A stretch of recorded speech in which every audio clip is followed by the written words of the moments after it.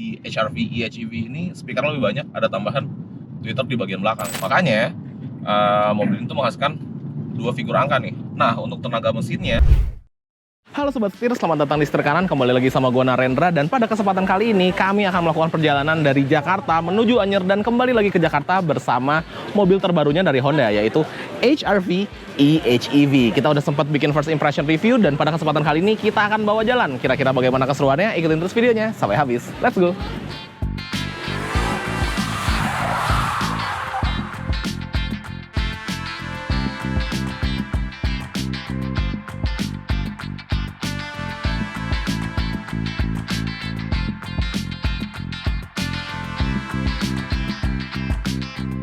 Oke Sobat Setir, sekarang kita langsung cobain aja kira-kira bagaimana impresi berkendara dari Honda HR-V EHEV ini.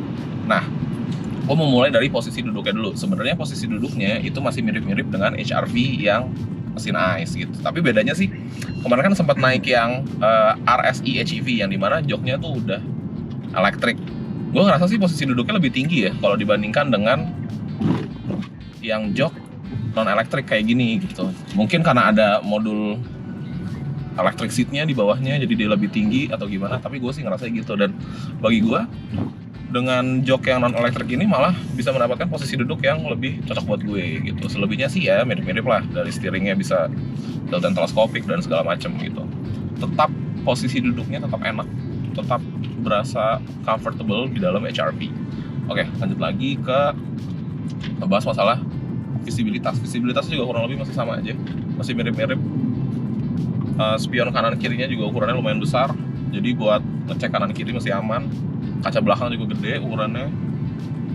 Kemudian dia punya Honda Lane Watch, jadi kalau kita mau belok kiri terutama ya, dia akan menampilkan gambar dari kamera yang ada di spion di bagian kiri. Atau bisa kita nyalain manual, tinggal dipencet aja buttonsnya tuh. Sama kalau kita lagi nyalain sen kiri dan lagi baca maps, kalau kalian bingung tinggal pencet aja. Jadi ya masih sama HR-V yang mesin bensin, seperti itu Sobat Setir. Terus ngebahas masalah road noise juga masih sama, masih masuk suaranya. Tapi itu ya minor lah, karena kan kita nggak lagi nggak dengerin lagu gitu. Gue rasa kalau kita sambil dengerin lagu ya Sobat Setir, seharusnya sih nggak jadi isu. Apalagi di HR-V EHEV ini speaker lebih banyak, ada tambahan tweeter di bagian belakang. Jadi untuk memanjakan telinga lebih nikmat lagi Sobat Setir. Nah, kemudian kalau ngebahas masalah suspensi,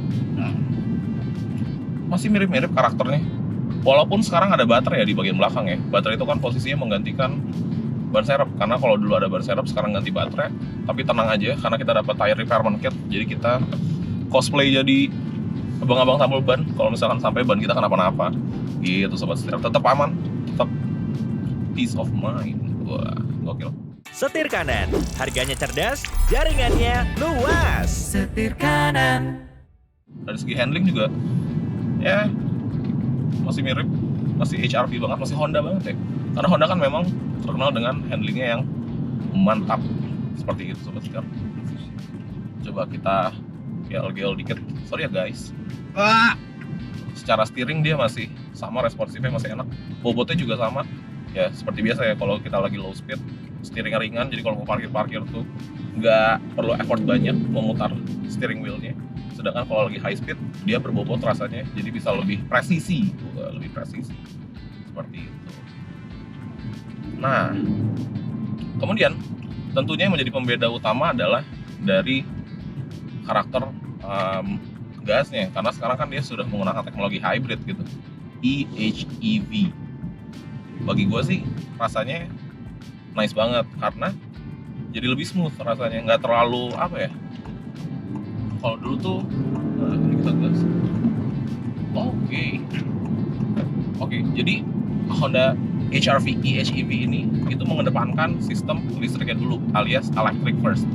Jadi diutamakan menggunakan motor listrik untuk menggerakkan mobilnya. Tapi ketika di kecepatan yang lebih tinggi atau membutuhkan tenaga yang lebih, maka baru mesinnya akan masuk Sobat Setir. Seperti itu. Makanya mobil itu menghasilkan dua figur angka nih. Nah, untuk tenaga mesinnya itu di 106 PS dengan torsi sebesar 127 Nm. Nah, untuk tenaga motor listriknya itu sebesar 131 PS dengan torsi sebesar 253 Nm. Nah, itu dia. Jadi memang dia tuh nggak bisa berfungsi secara barengan sobat setir. Jadi antara ya mesin atau si motor listriknya seperti itu. Untuk kapasitas baterainya sendiri dia di 1,1 kWh. Memang nggak besar, tapi masih besar dibanding rivalnya. Memang nggak besar, tapi itu juga sudah cukup sebenarnya sobat setir. Nah, terus akan ada perubahan di bagian instrumen clusternya ya. Kalau di bagian interior kan kita udah bikin first impression reviewnya kemarin. Di bagian instrumen cluster ada perubahan, dia jadi ada analognya, ada digitalnya. Untuk digitalnya juga dapat menampilkan informasi kayak power and charge-nya, terus untuk Honda Sensing-nya tentunya mobil ini masih memiliki Honda Sensing. Dan gue suka ya, Honda Sensing-nya Honda tuh menurut gue cara pengaplikasiannya tuh mudah gitu, friendly lah. Jadi buat sebagian orang yang mungkin nggak sering pakai sistem ADAS, pakai sensing tuh pastinya lebih gampang untuk beradaptasi. Seperti itu sobat setir. Dan juga mobil ini itu memiliki beberapa driving mode nih sobat setir. Ada normal, ada icon kalau kita mau irit-iritan, dan ada sport. Kalau di sport rasa tarikannya kayak gimana? Oke. Rasa tarikannya menurut gue sih lebih responsif, tapi nggak begitu jauh lah bedanya sobat setir. Ya masih tetap oke banget gitu. Dan tentunya yang paling berpengaruh adalah konsumsi bahan bakarnya. Kalau secara klaim Honda HR-V e-HEV ini diklaim dapat mencetak angka 1:25. Tapi kami kemarin sudah membuktikan bahwa mobil ini bisa sampai 1:31.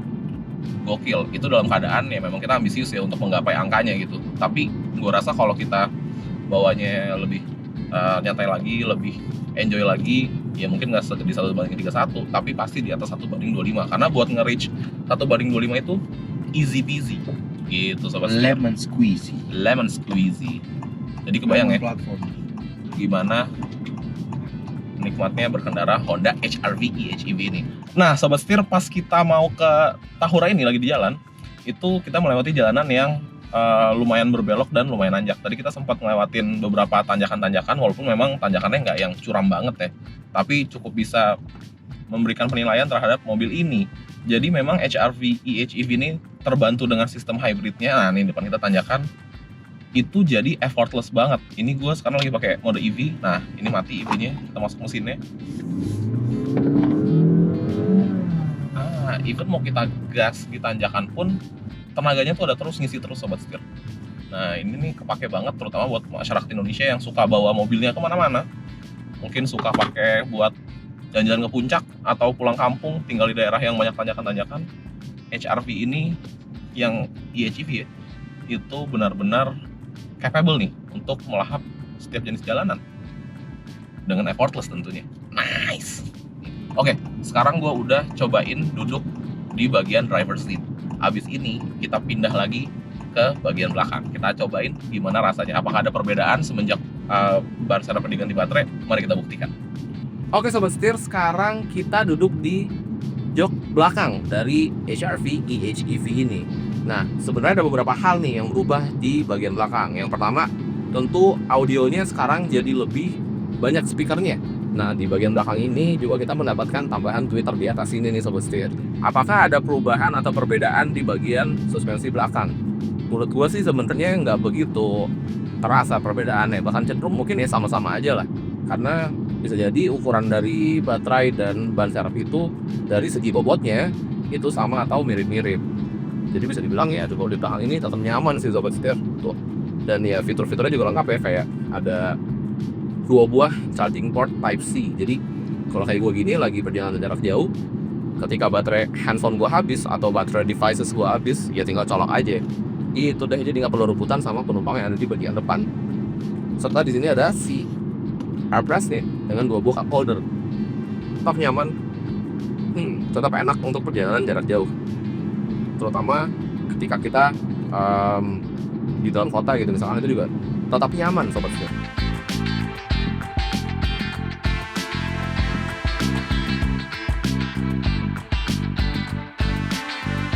Oke Sobat Setir, akhirnya kita sudah sampai di destinasi terakhir yaitu HPM yang ada di Sunter. Jadi ini udah finish, sekarang perjalanan udah selesai.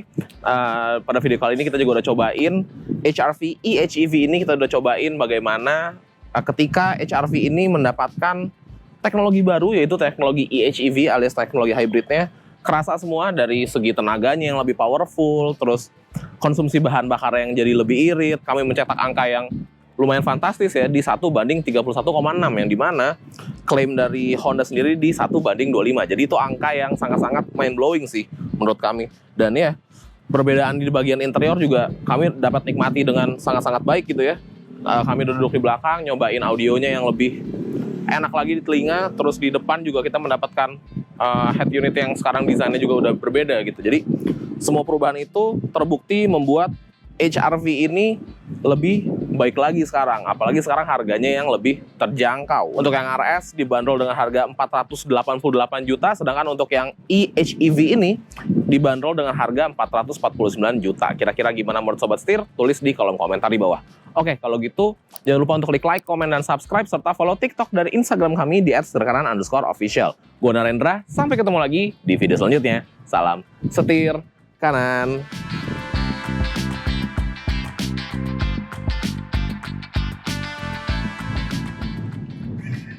Jadi aneh. Ini jalanannya lumayan scenic route aja. Kok gue pakai anjay sih? Lupa gue.